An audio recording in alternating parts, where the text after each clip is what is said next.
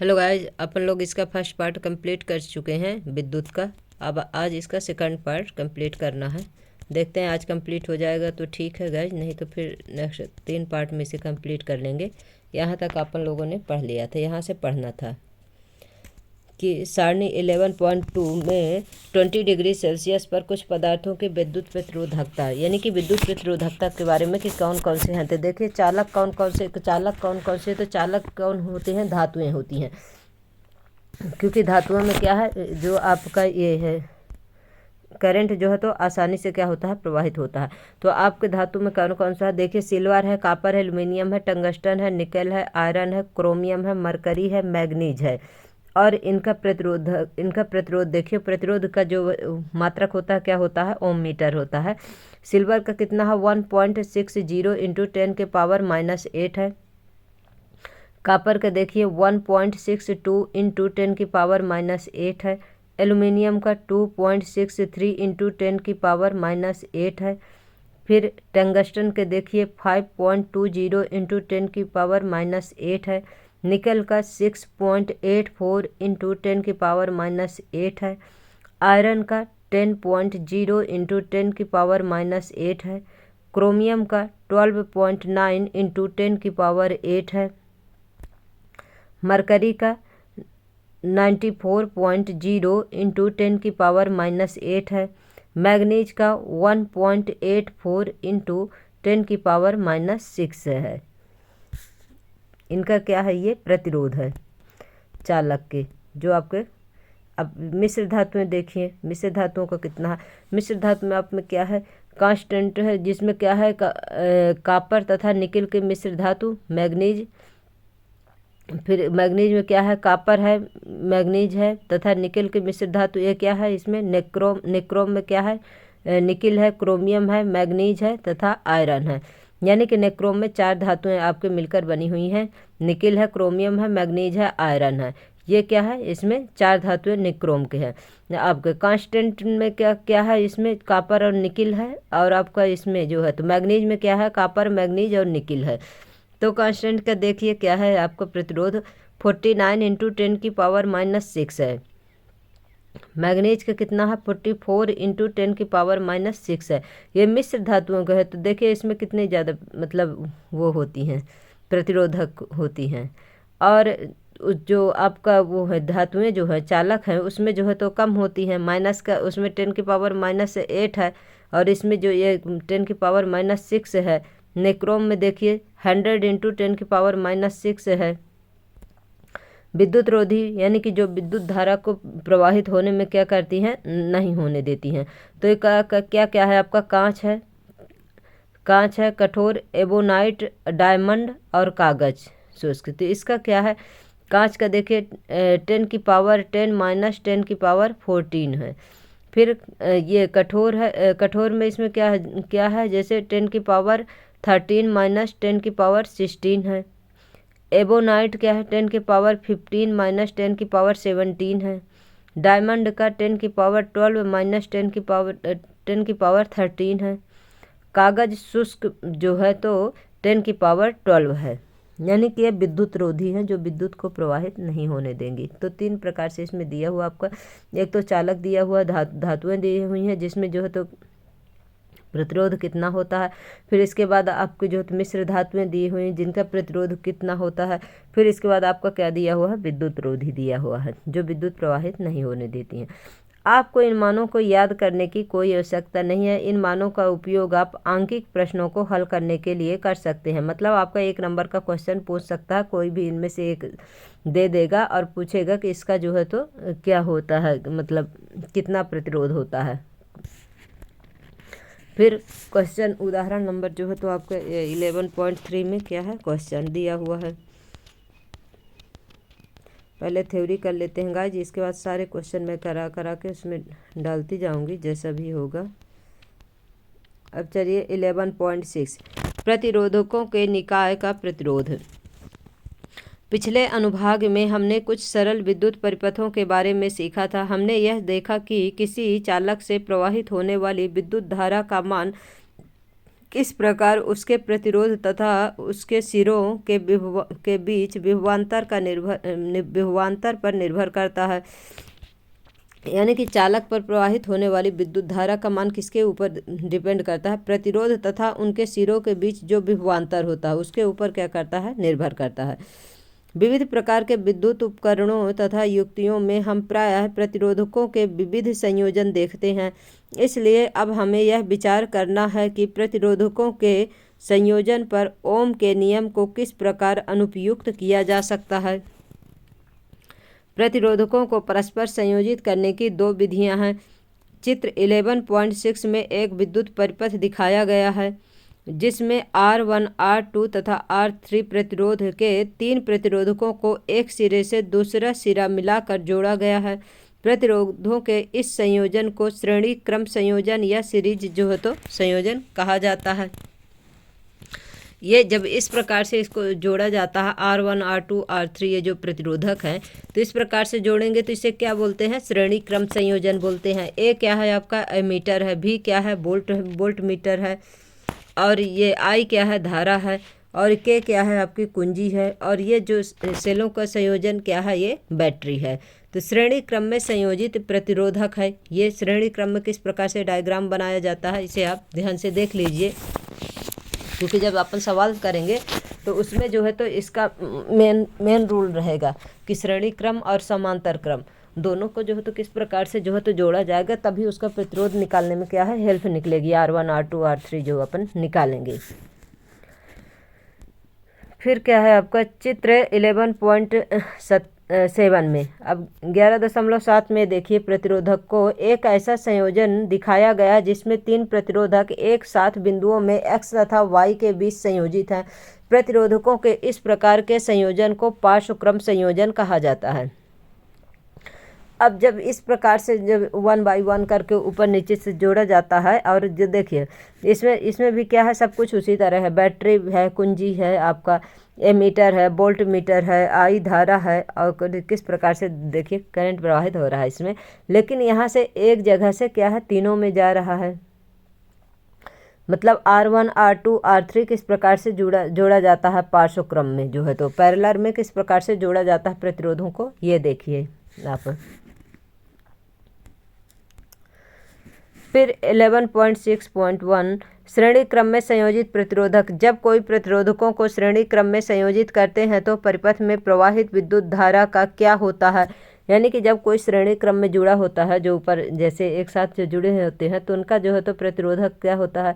उनका तुल्य प्रतिरोध क्या होता है? आइए इसे निम्नलिखित क्रियाकलापों की सहायता से समझने का प्रयास करते हैं। क्रियाकलाप 11.4 विभिन्न मानों के 3 प्रतिरोधकों को श्रेणी क्रम में जोड़िए। चित्र 11.6 में दिखाए के अनुसार इन्हें एक बैटरी, एक एमीटर तथा एक प्लग कुंजी से संयोजित कीजिए। आप 1 ओम, 2 ओम, 3 ओम आदि मानों के प्रतिरोधकों का उपयोग कर सकते हैं। इस क्रियाकलाप के लिए 6 वोल्ट की बैटरी उपयोग में ला सकते हैं। तो 6 वोल्ट की बैटरी लेते हैं। कुंजी को प्लग से लगाइए तथा एमीटर का पाठ्यांक नोट कीजिए। एमीटर की स्थिति को 2 प्रतिरोधकों के बीच कहीं भी परिवर्तित कर सकते हैं। हर बार एमीटर का पाठ्यांक नोट कीजिए। मतलब हर बार क्या करना है? एमीटर का जो पाठ्यांक आएगा उसे नोट करना है। क्या आप एमीटर के द्वारा विद्युत धारा के मान में कोई अंतर पाते हैं? जब श्रेणी क्रम में जुड़ा रहेगा तो उनके मान में कोई अंतर आ रहा है कि नहीं आ रहा है? अब चलिए देखेंगे। आप यह देखेंगे कि एमीटर में विद्युत धारा का मान वही रहता है। यानी कि जब श्रेणी क्रम में आप जोड़ेंगे प्रतिरोधकों को तो विद्युत धारा का मान क्या रहेगा? वही रहता है। यह परिपथ में एमीटर की स्थिति पर निर्भर नहीं करता है। एमीटर पर कोई मतलब ये बात नहीं, धारा निर्भर नहीं करती है। इसका तात्पर्य यह है कि प्रतिरोधकों के श्रेणी क्रम संयोजन में परिपथ के हर भाग में विद्युत धारा समान होती है। यानी कि जब श्रेणी क्रम में प्रतिरोधक जुड़े रहेंगे तो उसमें विद्युत धारा का मान किस प्रकार होगा? समान होगा। मतलब तीनों में सेम होगा, जो R1, R2, R3 है। अर्थात प्रत्येक प्रतिरोध से समान विद्युत धारा प्रवाहित होती है। आप यह देखेंगे कि विभवांतर भी अन्य 3 विभवांतरों V1, V2, V3 के योग के बराबर है। यानी कि भी जो है तो 3 विभवांतर जैसे V1 V2 V3 है तो उनके तीनों के बराबर होगा, अर्थात प्रतिरोधक के श्रेणी क्रम संयोजन के सिरों के बीच कुल विभवांतर व्यष्टिगत प्रतिरोधकों के विभवांतर के योग के बराबर है, अर्थात V बराबर V1 plus V2 plus V3 हो जाएगा। अब क्रियाकलाप 11.5 में देखिए, अब इसमें क्या बताया। क्रियाकलाप 11.4 में चित्र 11.6 में दिखाए अनुसार 3 प्रतिरोधकों के श्रेणी क्रम संयोजन के सिरों X तथा Y के बीच एक वोल्ट मीटर लगाइए। अब इसमें देखिए V1 V2 V3 क्या है आपका जो है तो वोल्ट मीटर लगा हुआ है, और यहाँ पर क्या है R1 R2 R3 क्या लगे हुए हैं, प्रतिरोध लगे हुए हैं, और धारा I प्रवाहित हो रही है, और इसमें 6 वोल्ट की बैटरी लगी हुई है। के क्या है, कुंजी है, प्लग है जिसे से ऑन ऑफ करते हैं। ए क्या है, अमीटर है। एमीटर का भी साइन याद रखिएगा, कुंजी की तरफ देखिए माइनस और इस तरफ जो है तो प्लस है। परिपथ में प्लग में कुंजी लगाइए तथा वोल्ट मीटर का पाठ्यांक नोट कीजिए। अगर जो कोई कंपटीशन की तैयारी करता है उसके लिए ये चैप्टर बहुत ही इम्पोर्टेंट है। इससे हमें श्रेणी क्रम संयोजन के सिरों के बीच विभवांतर ज्ञात होता है। मान लीजिए यह भी है। अब बैटरी के दोनों टर्मिनलों के बीच विभवांतर नोट कीजिए। इन दोनों मानों की तुलना कीजिए। प्लग से कुंजी निकालिए तथा वोल्ट मीटर को भी परिपथ से हटा दीजिए। अब वोल्ट मीटर को चित्र 11.8 में दिखाए के अनुसार पहले प्रतिरोधकों के सिरों X तथा P के बीच जोड़िए। प्लग में कुंजी लगाइए तथा पहले प्रतिरोधक के सिरों के बीच विभवांतर मापिए। मान लीजिए यह V1 है। इसी प्रकार अन्य दो प्रतिरोधक के सिरों के बीच पृथक पृथक विभवांतर मापिए और मान लीजिए कि यह मान क्रमशः V2 तथा V3 है। V बराबर V1 V2 V3 के बीच संबंध व्युत्पन्न कीजिए। अब तीनों के बीच में क्या संबंध है ये बताना है। मान लीजिए चित्र 11.8 विद्युत में दर्शाए गए परिपथ में प्रवाहित विद्युत धारा I है। विद्युत धारा को किसे डिनोट करते हैं, I से। तब प्रत्येक प्रतिरोधक से प्रवाहित विद्युत धारा भी I है, जो श्रेणी क्रम में जुड़े इन तीनों प्रतिरोधकों को एक ऐसे तुल्य एकल प्रतिरोधक जिसका प्रतिरोध R है के द्वारा प्रतिस्थापित करना संभव है, जिसे परिपथ में जोड़ने पर इसके सिरों पर प्रतिरोध भी तथा परिपथ में प्रवाहित धारा I वही रहती है। समस्त परिपथ पर ओम का नियम अनुप्रयुक्त करने पर हमें प्राप्त होता है। ओम का नियम क्या होता है, V IR होता है। तीनों प्रतिरोधकों पर पृथक पृथक ओम का नियम अनुप्रयुक्त करने पर हमें प्राप्त होता है।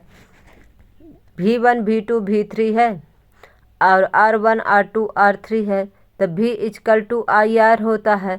I तो धारा वही रहेगी, लेकिन जो है तो V का मान V1 V2 V3 रखेंगे और R प्रतिरोध का मान R1 R2 R3 रखेंगे। तब देखिए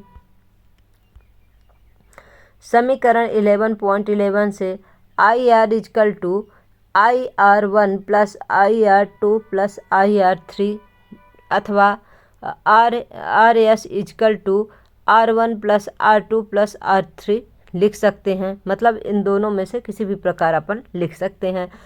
इस प्रकार हम यह निष्कर्ष निकाल सकते हैं कि जब बहुत से प्रतिरोधक श्रेणी क्रम में संयोजित होते हैं तो संयोजन का कुल प्रतिरोध R1 R2 R3 के योग के बराबर होता है, और इस प्रकार संयोजन का प्रतिरोध किसी भी व्यष्टिगत प्रतिरोधक के प्रतिरोध से अधिक होता है।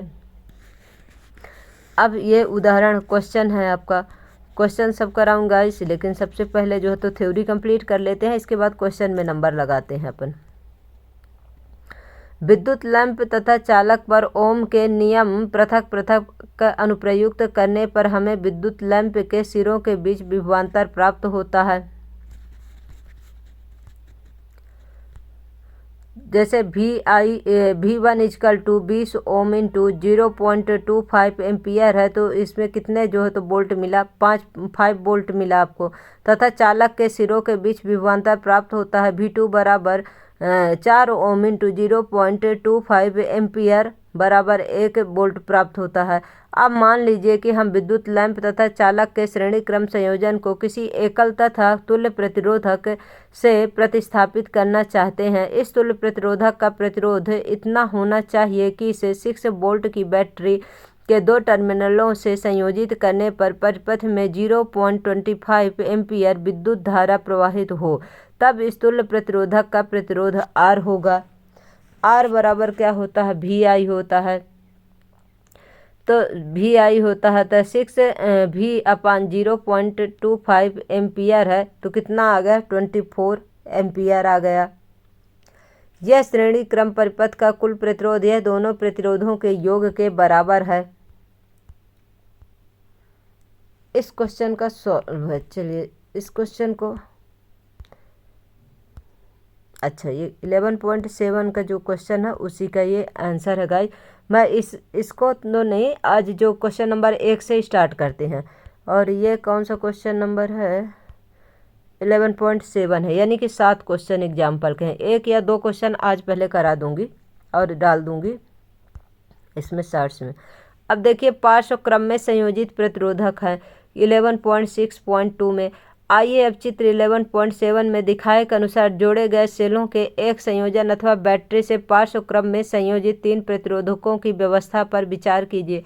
मतलब ये जो आपका पार्श्व क्रम में जो है पैरेलल में किस प्रकार से लगाते हैं, तो 11.6 में देखिए 3 प्रतिरोधकों को जिनमें प्रतिरोध क्रमशः R1, R2 तथा R3 हैं का पार्श्व संयोजन XY बनाइए। यानी कि क्या बनाना है, X और Y। देखिए पार्श्व क्रम में ये देखिए इधर X है, यहाँ पर Y है। दिखाए के अनुसार संयोजन को एक बैटरी, ये देखिए नीचे एक बैटरी, एक प्लग है, कुंजी है, एक एमीटर है, ये जो क्या है ये आपका मीटर से संयोजित कीजिए। इनको पार्श्व क्रम में लगाकर इनको जो है एक बैटरी से, एक कुंजी से, एक एमीटर से क्या करना है, जोड़ देना है। प्रतिरोधकों के संयोजन के पार्श्व क्रम में एक वोल्ट मीटर भी संयोजित कीजिए। और इसमें जो है तो वोल्ट मीटर भी क्या है, एक वोल्ट मीटर है, जो इसे जो है तो प्रतिरोधों के साथ क्या करना है, जोड़ देना है। प्लग में कुंजी लगाइए तथा एमीटर का पाठ्यांक नोट कीजिए। प्लग में कुंजी लगाना है और क्या करना है, पाठ्यांक नोट करना। मान लीजिए विद्युत धारा का मान I है, वोल्ट मीटर का पाठ्यांक भी नोट कीजिए। और इसमें पार्श्व संयोजन के सिरों के बीच विभवांतर भी प्राप्त होता है। प्रत्येक प्रतिरोधकों के सिरों के बीच विभवांतर भी है। इसकी जांच प्रत्येक प्रतिरोधकों के सिरों पर पृथक पृथक वोल्ट मीटर संयोजित करके की जा सकती है। इसमें जो है तो पृथक पृथक अलग अलग वोल्ट मीटर लगा करके अलग अलग जोड़ा जा सकता है। R1, R2, R3 क्या है, जो है तो पार्श्व क्रम में ये जो है तो प्रतिरोधक जुड़े हुए हैं। भी क्या है, वोल्ट मीटर है। ए क्या है, अमीटर है आपका। और XY सिरे से क्या हुए, ये प्रतिरोधक जुड़े हैं। और R1, R2, R3 क्या है, आपका प्रतिरोध है। LPS जो है तो इसे जो है तो अलग अलग इसे बताया गया है। I1, I2, I3 क्या है, धारा प्रवाहित हो रही हैं। कुंजी से प्लग बाहर निकालिए। परिपथ से एमीटर तथा वोल्ट मीटर निकाल लीजिए। चित्र 11.11 में दिखाए के अनुसार एमीटर को प्रतिरोध R1 से श्रेणी क्रम में संयोजित कीजिए। एमीटर का पाठ्यांक I नोट कीजिए। इसी प्रकार R1 एवं R2 में प्रवाहित होने वाली धारा भी मापिए। माना इसका मान क्रमशः I1 एवं I2 है, तो I1, I2 एवं I3 में क्या संबंध है। यह पाया जाता है कि कुल विद्युत धारा I संयोजन के प्रत्येक शाखा में प्रवाहित होने वाली पृथक धाराओं के योग के बराबर है। I = I1 + I2 + I3, मतलब धारा 3 प्रवाहित हो रही हैं। मान लीजिए प्रतिरोधकों के पार्श्व संयोजन का तुल्य प्रतिरोध RP है, यानी कि पैरेलल में पैरेलल को P से डिनोट करते हैं और सीरीज में S से RS से लिखेंगे। और ये जो पैरेलल जो पार्श्व क्रम में जुड़े हुए हैं इसे RP से। प्रतिरोधकों के पार्श्व संयोजन पर ओम का नियम लागू करने पर हमें प्राप्त होता है I = V/RP। प्रत्येक प्रतिरोधक पर ओम का नियम लागू करने पर हमें प्राप्त होता है I1 = V/R1, I2 = V/R2 और I3 = V/R3 प्राप्त होता है। समीकरण 11.15 तथा 11.17 से हमें प्राप्त होता है V/RP यानी पैरेलल में, equal to V/R1 plus V/R2 plus V/R3। इस प्रकार हम यह निष्कर्ष निकाल सकते हैं कि पार्श्वक्रम में संयोजित प्रतिरोधों के समूह के तुल्य प्रतिरोध का व्युत्क्रम पृथक प्रतिरोधों के व्युत्क्रमों के योग के बराबर होता है। अब इसके पार्श्वक्रम में भी निकालने के लिए एक ये सवाल दे दिया 11.8 जो है 11.9 है। गाइस इसमें ज़्यादातर क्वेश्चन ही रहते हैं, क्योंकि इससे जो है तो क्वेश्चन पूछते हैं, और जो एग्ज़ाम की तैयारी कंपटीशन की जो तैयारी करते हैं उसमें भी जो है तो क्वेश्चन इससे बहुत आते हैं, और आपके लाइट चैप्टर से उससे भी बहुत आते हैं गाइस क्वेश्चन। अब देखिए क्या है, यहाँ से देखते हैं हमने देखा है कि किसी श्रेणीबद्ध विद्युत परिपथ में शुरू से अंत तक विद्युत धारा नियत रहती है। इस प्रकार स्पष्ट रूप से यह व्यवहारिक नहीं है कि हम किसी विद्युत परिपथ में विद्युत बल्ब तथा विद्युत हीटर को श्रेणी क्रम में संयोजित करें। इसका कारण यह है कि उन्हें उचित प्रकार से कार्य करने के लिए अत्यधिक भिन्न मानों की विद्युत धाराओं की आवश्यकता होती है। उदाहरण के लिए 11.3 देखिए। श्रेणीबद्ध परिपथ से एक प्रमुख हानि यह होती है कि जब परिपथ का एक अवयव कार्य करना बंद कर देता है तो परिपथ टूट जाता है। यानी कि श्रेणी क्रम में देखिए जैसे तीनों एक साथ जुड़े हुए हैं, अगर एक खराब होगा तो यानी कि दो भी खराब हो जाएंगे, इसलिए जो है तो परिपथ जो है तो ठीक नहीं रहता है और परिपथ का अन्य कोई अवयव कार्य नहीं कर पाता। यदि आपने त्योहारों और विवाह उत्सवों आदि पर भवनों की सजावट में बल्बों की सजावटी लड़ियों का उपयोग होते देखा है तो आपने बिजली मिस्त्री को परिपथ में खराबी वाले स्थान को ढूंढने में काफ़ी समय खर्च करते हुए यह देखा होगा कि कैसे वह फ्यूज बल्बों को ढूंढने में सभी बल्बों की जांच करता है, खराब बल्बों को बदलता है। इसके विपरीत पार्श्वक्रम परिपथ में विद्युत धारा विभिन्न विद्युत सांधित्रों में विभाजित हो जाती है।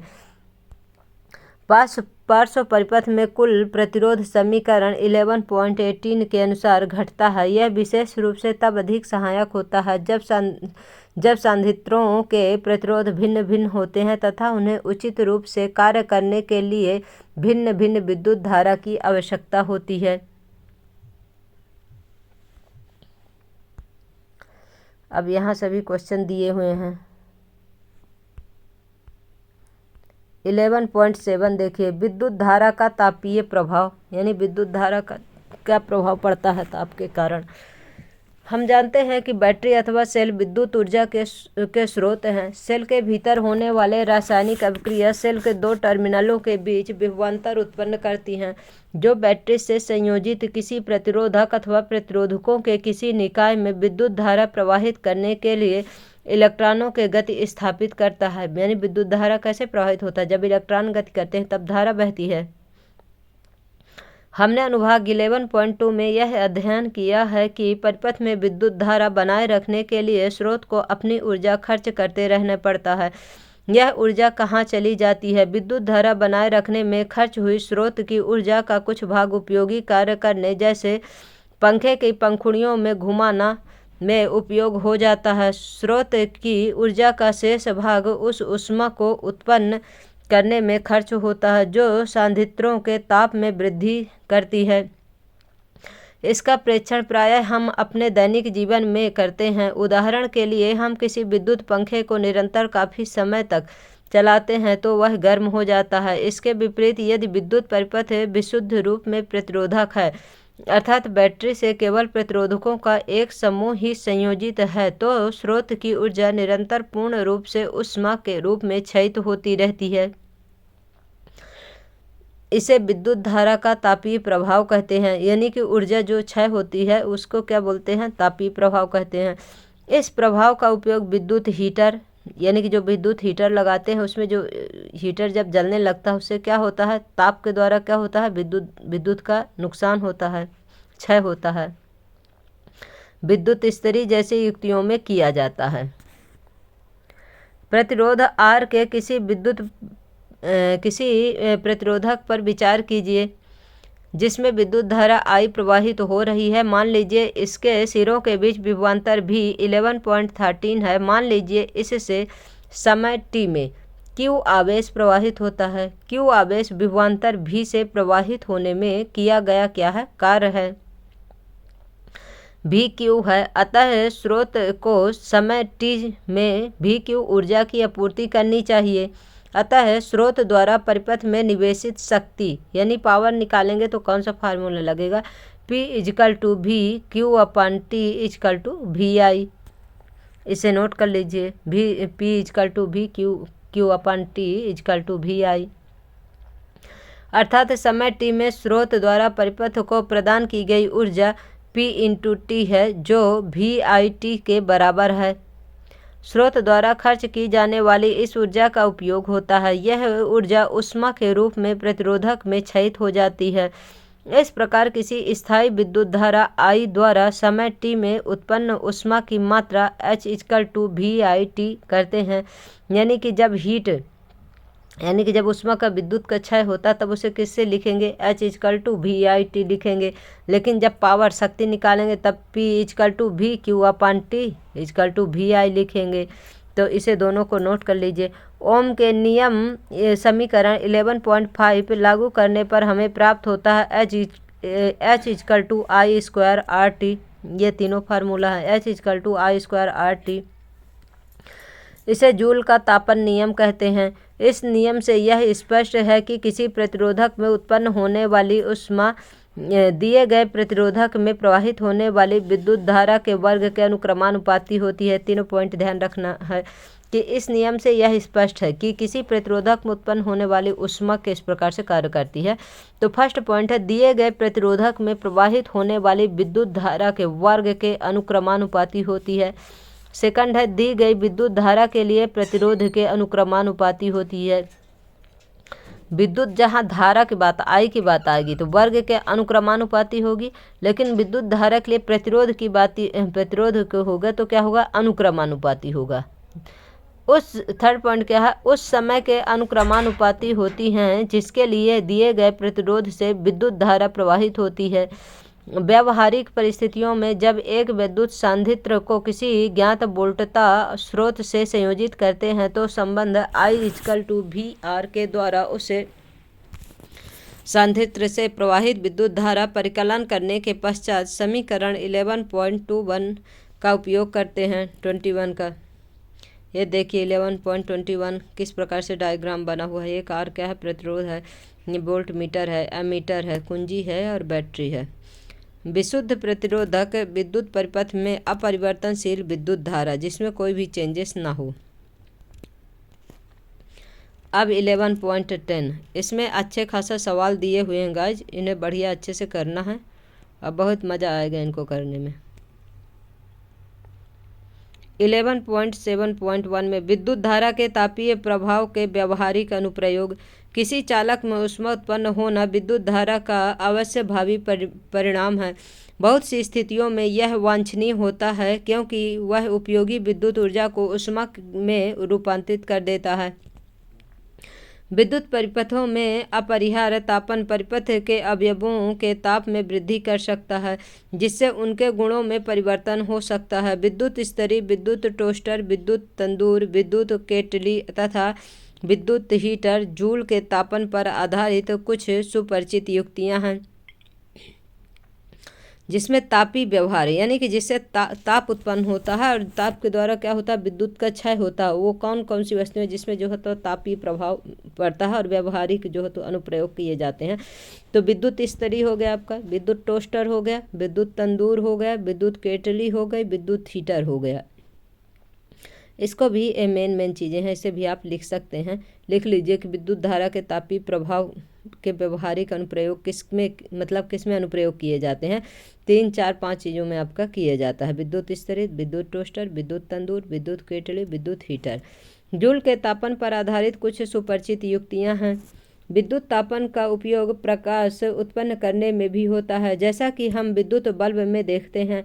यहाँ पर बल्ब के तंतु को उत्पन्न ऊष्मा को जितना संभव हो सके रोके रखना चाहिए ताकि वह अत्यंत तप्त होकर प्रकाश उत्पन्न करे। इसे इतने उच्च ताप पर पिघलना नहीं चाहिए। बल्ब के तंतुओं को बनाने के लिए टंगस्टन का गलनांक 3380 डिग्री सेल्सियस का उपयोग किया जाता है, यानी कि सबसे ज़्यादा गलनांक किसका होता है? टंगस्टन का होता है। 3380 इतना ज़्यादा टेम्परेचर ये सह लेता है।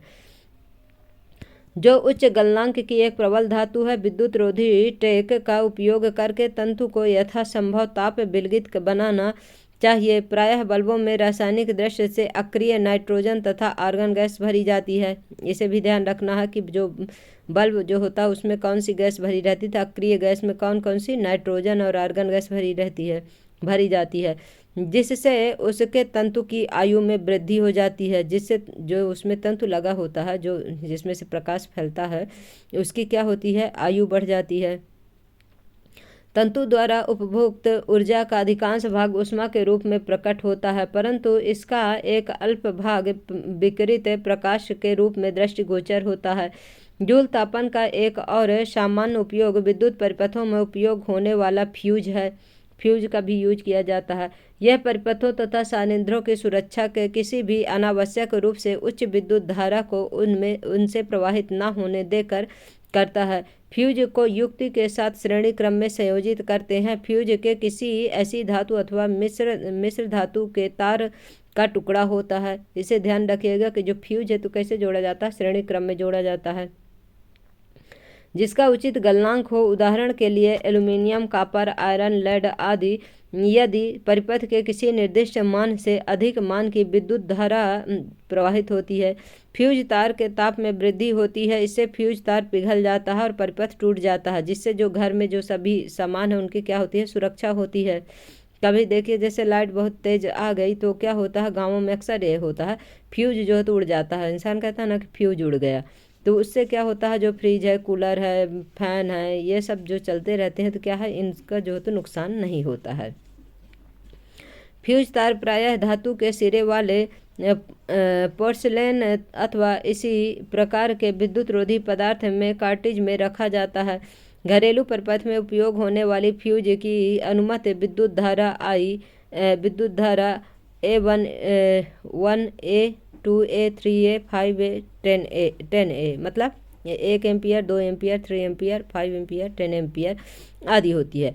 उस विद्युत स्तरी के परिपथ में जो 1 किलोवाट की विद्युत शक्ति उस समय उपभोग करती हैं, यानी कि यूज करते हैं, जब उसे 220 वोल्ट पर प्रचालित करते हैं। जब उसे कितना वोल्ट देते हैं? 220 वोल्ट। 1000 वाट बटे 220 वोल्ट देंगे तो कितना आ जाएगा? 4.54 एम्पियर की विद्युत धारा प्रवाहित होगी। एक जीरो से एक जीरो काट दीजिए और 22 का जो है तो 100 में भाग दे दीजिए तो कितना आ जाएगा? 4.54 एम्पियर आ जाएगा विद्युत धारा प्रवाहित होती है। इस प्रकरण में 5 एम्पियर अनुपातांक का फ्यूज उपयोग किया जाना चाहिए, यानी कितने? 5 एम्पियर के जो है तो ये फ्यूज का उपयोग करना चाहिए। अब 11.8 विद्युत शक्ति कितना है गाइस अभी? अच्छा थोड़ा ही है, चलिए इसे कंप्लीट ही कर लेते हैं, तो फिर कल से क्या है इसके क्वेश्चन करेंगे अपन। 11.8 विद्युत शक्ति। आपने अपनी पिछली कक्षाओं में यह अध्ययन किया था कि कार्य करने की दर को क्या कहते हैं? शक्ति कहते हैं। ऊर्जा के उपभोग होने की दर को भी शक्ति कहते हैं। समीकरण 11.21 से हमें किसी विद्युत परिपथ में उपभोक्त अथवा क्षयित विद्युत ऊर्जा की दर प्राप्त होती है। इसे विद्युत शक्ति भी कहते हैं। शक्ति P को इस प्रकार व्यक्त करते हैं। P बराबर क्या होता है? VI। P बराबर I square R equal to या V² अपान R। अपने को ये फार्मूला याद रखना, क्योंकि अपन जब कल से क्वेश्चन सॉल्व करेंगे ना तो ये सब वहाँ पर लागू होंगे।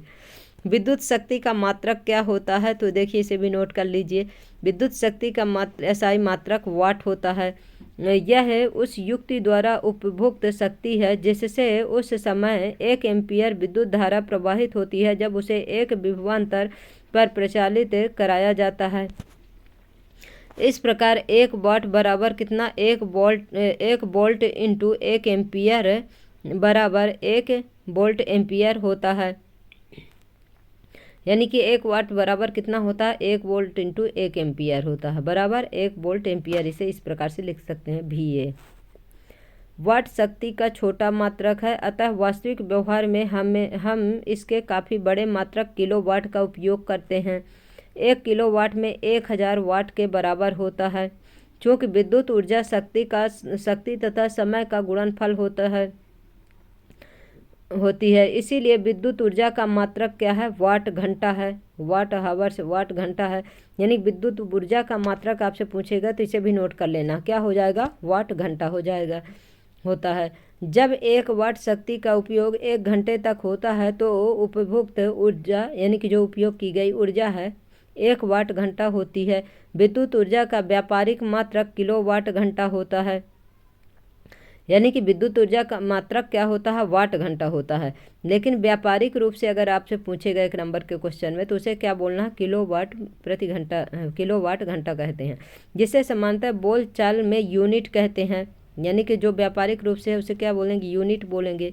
1 किलोवाट प्रति घंटा बराबर 1000 वाट इंटू 3600 सेकंड, यानी कि वही 60 इंटू 60 हो जाएगा, इसीलिए 3600 सेकंड होगा। तो कितना आ जाएगा? 3.6 इंटू 10⁶ वाट सेकंड आ जाएगा। 3.6 इंटू 10⁶ जूल आ जाएगा।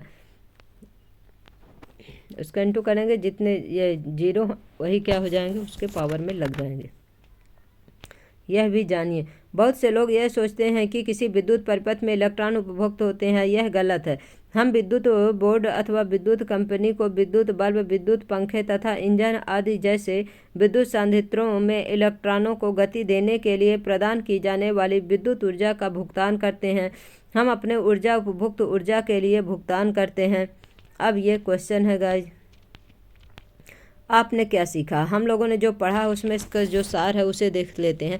किसी चालक में गतिशील इलेक्ट्रॉनों की धारा विद्युत धारा की रचना करती है। परिपाटी के अनुसार इलेक्ट्रॉनों के प्रवाह की दिशा में विपरीत दिशा को विद्युत धारा की दिशा माना जाता है। यानी कि इलेक्ट्रॉनों के प्रवाह की दिशा के विपरीत, जिस तरफ इलेक्ट्रॉन जाएंगे करंट उसके विपरीत जो धारा जो है तो प्रवाहित होती है। विद्युत धारा का एसआई मात्रक क्या होता है? इसे जो सब ध्यान में रखिएगा, एम्पियर होता है। किसी विद्युत परिपथ में इलेक्ट्रॉनों को गति प्रदान करने के लिए हम किसी सेल अथवा बैटरी का उपयोग करते हैं। सेल अपने सिरों के बीच विभवांतर उत्पन्न करता है। इस विभवांतर को क्या बोलते हैं? वोल्ट भी से मापते हैं। प्रतिरोध का एक ऐसा गुणधर्म जो किसी चालक में इलेक्ट्रॉनों के प्रवाह का विरोध करता है, यह विद्युत धारा के परिमाण को नियंत्रित करता है। प्रतिरोध का एसआई मात्रक क्या होता है? ओम होता है। प्रतिरोध का एसआई मात्रक ओम होता है। और वहाँ ऊपर देखें तो ओम मीटर होता है, ओम या ओम मीटर। ओम का नियम क्या है? किसी प्रतिरोध के सिरों के बीच विभवांतर या उसमें प्रवाहित विद्युत धारा के अनुक्रमानुपाती होता है, परंतु एक शर्त यह है कि प्रतिरोधक का तार समान रहना चाहिए। किसी चालक का प्रतिरोध उसकी लंबाई पर सीधे और उसकी अनुप्रस्थ काट के क्षेत्रफल पर प्रतिलोमत निर्भर करता है और उसकी पदार्थ की प्रकृति पर निर्भर करता है, जिससे वह बना रहता है। अगर आपसे ये पूछता है प्रतिरोध किसके किसके ऊपर निर्भर करता है, देखिए अनुप्रस्थ काट के ऊपर और क्षेत्रफल के ऊपर, और मतलब जो पदार्थ है उसके ऊपर, पदार्थ की प्रकृति के ऊपर कि पदार्थ किस प्रकार से बना हुआ है। यानी कि वो जैसे क्या है, अपन जो देखे हैं ना कि जैसे मिश्र धातु है, चालक है और जो कुचालक है, सभी तो क्या है उसमें से बताया गया है। उनके ऊपर मतलब जो पदार्थ होगा, जो आप धातु प्रयोग करेंगे उसके ऊपर डिपेंड करेगा। श्रेणी क्रम में संयोजित बहुत से प्रतिरोधकों का तुल्य प्रतिरोध उनके व्यष्टिगत प्रतिरोधों के योग के बराबर होता है। पार्श्व क्रम में संयोजित प्रतिरोधकों के समुच्चय का तुल्य प्रतिरोध आरपी निम्नलिखित संबंध द्वारा व्यक्त किया जाता है। 1/RP यानी पैरेलल में 1/R1 + 1/R2 + 1/R3 होता है, और जो आगे होगा तो वही इसी प्रकार जुड़ता जाएगा। कृषि प्रतिरोधक में क्षयित अथवा उपभोक्त ऊर्जा को इस प्रकार व्यक्त किया जाता है, W = V × I × T। विद्युत शक्ति का मात्रक वाट है। जब 1 एम्पीयर का विद्युत धारा एक विभवांतर पर प्रवाहित होती है तो परिपथ में उपभोक्त शक्ति कितना हो जाएगी? 1 वाट हो जाएगी। विद्युत ऊर्जा का व्यापारिक मात्रक किलोवाट प्रति घंटा है। 1 किलोवाट प्रति घंटा में कितना होता है? आपका इकाई दहाई, सैकड़ा, हजार, 10,000, लाख, यानी कि 3,60,00,000 जूल, यानी कि 3.6 इंटू 10⁶ जूल होगा।